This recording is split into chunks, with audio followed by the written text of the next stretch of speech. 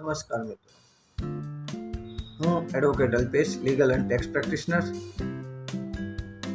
આજે આપણે નાનો પણ ખૂબ જ મહત્વનો ટોપિક વિષય પર આપણે વાત કરવાની છે. ટોપિકનું નામ છે નંબરિંગ સિસ્ટમ ઇન જીએસટી. એટલે કે જીએસટીના કાયદા પ્રમાણે નંબર જે બિલમાં, ટેક્સ બિલમાં, ક્રેડિટ નોટ, ડેબિટ નોટમાં ઉપયોગી થઈ શકે. જ્યારે પણ આપણે tax invoice, debit note, credit note બનાવીએ છીએ ત્યારે જે ડોક્યુમેન્ટ ઉપર નંબર આવે છે તે જીએસટી કાયદા પ્રમાણે હોવા જોઈએ. હવે જીએસટી કાયદા પ્રમાણે કેવી રીતે, તો એ હું તમને ચર્ચા કરું છું. એના માટે દરેક નંબર યુનિક હોવો જોઈએ, કન્ટિન્યુ સિરીઝ હોવી જોઈએ. જે સિરીઝ ચાલુ થઈ હોય તે સિરીઝથી હોવો જોઈએ. અને મેક્સિમમ 16 ડિજિટ સુધીનો 16 ડિજિટ સુધી ઇન્વોઇસ નંબર આપણે આપી શકીએ છીએ. પણ ઘણા વેપારીઓ ઘણી એવી ભૂલો કરે છે, નાની, જેવી કે નંબર સ્કીપ કરી દેવું. એટલે કે અત્યારે 21 નંબરનું બિલ ચાલતું હોય અને એને સ્કીપ કરીને 23, 24, 27 બનાવી શકે, એવી રીતે કરી છે. બીજો નંબર ડુપ્લિકેટ ઇન્વોઇસ બનાવવા. હવે એપ્રિલ મહિનામાં જ 15 નંબરનું બિલ બન્યું હોય, એ જ બિલ તમે મે યા જૂનમાં 15 નંબરથી ફરીથી બનાવો છો, એટલે ડુપ્લિકેટ બિલ ગણાય છે. યર ચેન્જ થયા પછી બી તમે બિલની સિરીઝ કન્ટિન્યુ રાખો છો. એટલે કે જેવી રીતે કે આપણું ફિનાન્શિયલ યર અત્યારે 26-27 ચાલે છે અને લાસ્ટ યર આપણું ગયું છે 25-26.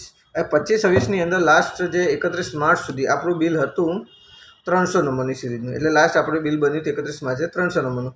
હવે આપણું 1 એપ્રિલ 2026થી નવું વર્ષ સ્ટાર્ટ થાય છે. એવામાં આપણે એપ્રિલથી બિલ બનાવીએ છીએ 301 નંબરથી, તો એ પણ ખોટું છે જીએસટી કાયદા પ્રમાણે. આથી ડિપાર્ટમેન્ટની અંદર નંબર, ઇન્વોઇસ નંબર કે tax number, credit note, debit નોટમાં મિસમેચ બતાવે છે.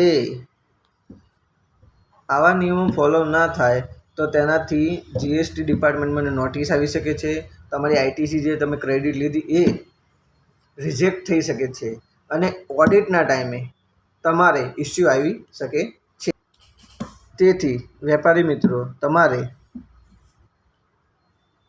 તમારા tax invoice bill, debit note, credit note વગેરે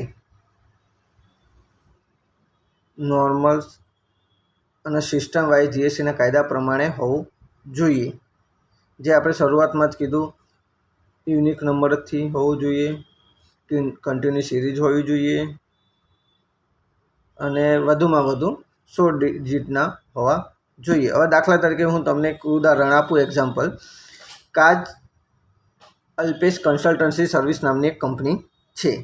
હવે એને મારે જ બિલ બનાવવું હોય તો શોર્ટ ફોર્મમાં આપણે લઈ લઈએ કે KAC-001/2627. તો આ રીતે બી તમે કન્ટિન્યુ એના નંબર કરી શકો, જે 1 એપ્રિલ 2026થી 31 માર્ચ સુધીનું જ હોવું જોઈએ. આવો જીએસટી અને તેના લો વિશેની જાણકારી માટે અમારા વિડીયોને લાઈક કરો, સબસ્ક્રાઈબ કરો અને વિડીયોને શેર કરો.